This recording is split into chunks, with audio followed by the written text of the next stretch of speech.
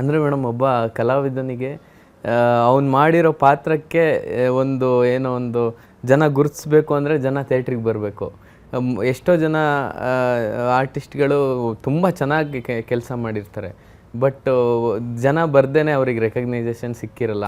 ಆ ವಿಚಾರದಲ್ಲಿ ನಮ್ಮ ಡೈರೆಕ್ಟ್ರು ಕೊಟ್ಟಿರೋ ಪಾತ್ರ ಆಗಿರ್ಬೋದು ಮತ್ತು ಜನ ಕೊಡ್ತಿರೋ ರೆಸ್ಪಾನ್ಸ್ ಆಗಿರ್ಬೋದು, ಇದರಿಂದ ತುಂಬ ಖುಷಿ ಇದೆ. ಅಂದರೆ ಸಿನಿಮಾಗೆ ಜನ ಬರ್ತಿರೋದ್ರಿಂದ ಒಂದು ರೆಕಗ್ನೈಸೇಷನ್, ಇನ್ನೂ ಜನ ತುಂಬ ಬಂದರೆ ನಮಗೂ ಇನ್ನೂ ಅವಕಾಶಗಳು ಸಿಗ್ತವೆ. ಇನ್ನು ಚಿತ್ರರಂಗದವರು ಡೈರೆಕ್ಟ್ರುಗಳು, ಪ್ರೊಡ್ಯೂಸರ್ಗಳು ಇನ್ನೂ ನೋಡೋರಿದ್ದಾರೆ. ಅವರು ನೋಡಿದ್ರ ಮೇಲೆ ಇನ್ನೊಂದಷ್ಟು ಅವಕಾಶಗಳು ಬರ್ತವೆ ಅಂತ ಅಂದ್ಕೊಂಡಿದ್ದೀನಿ. ಹಾಗೆ ಸ್ಟಾರ್ಟಿಂಗ್ ಡೇಸ್ಗಳಲ್ಲಿ ಅಂದರೆ ನಮ್ಮ ಟೀಮ್ ಅವ್ರಿಗೆ ರೆಫರ್ ಮಾಡಿದವರು ಇವರು ಬಂದು ಸಿನಿಮಾ ನೋಡ್ತಿದ್ರು. ಅವ್ರು ಹೇಳಿದರು ನೋಡೋಕ್ಕೆ, ಇವ್ರು ಹೇಳಿದರು ಅಂತ. ಇವಾಗ ಹಿಂಗೆ ಆಗ್ತಿದೆ ಅಂದರೆ ಅವ್ರು ಯಾರು ಹೇಳಿದ್ದಾರೆ ಅಂತಾರೆ, ಅವರೆಲ್ಲ ಪರಿಚಯನೇ ಇರಲ್ಲ. ಅಂದರೆ ಯಾರ್ಯಾರೋ ಬೈ ಮೌತ್ ಪಬ್ಲಿಸಿಟಿ ಆಗಿ ಇವಾಗ ಪರಿಚಯ ಇಲ್ದಿದ್ದವ್ರು ಯಾರ್ಯಾರೋ ಹೇಳಿ ಕಳಿಸಿರ್ತಾರೆ. ಅದು ಖುಷಿ ಆಗುತ್ತೆ. ಅಂದರೆ ಮುಂಚೆ ಮಾಡಿದ ಸಿನಿಮಾಗಳಲ್ಲೆಲ್ಲ ನಮ್ಮ ಗ್ಯಾಂಗು ಮತ್ತು ನಮ್ಮವರು ಹೇಳಿ ಅವ್ರು ಹೇಳಿದ್ದ ಓಕೆ ಸೂಪರ್ ಅಂತ.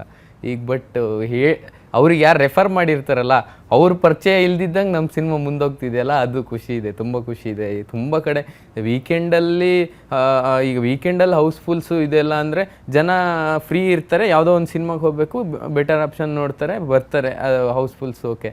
ಬಟ್ ವೀಕ್ ಡೇಸಲ್ಲಿ ನಮಗೋಸ್ಕರ ಫ್ರೀ ಮಾಡ್ಕೊಂಡು ತುಂಬ ಜನ ಬರ್ತಾ ಇದ್ದಾರೆ. ಅದಕ್ಕೆ ತುಂಬ ಖುಷಿ ಇದೆ.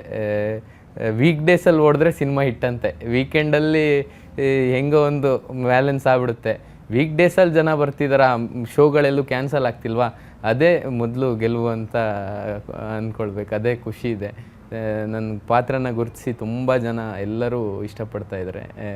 ಹೀಗೆ ಸಪೋರ್ಟ್ ಮಾಡ್ತಾಯಿರಿ ಅಂತ ಕೇಳ್ಕೊಳ್ತೀನಿ ಎಲ್ರಿಗೂ.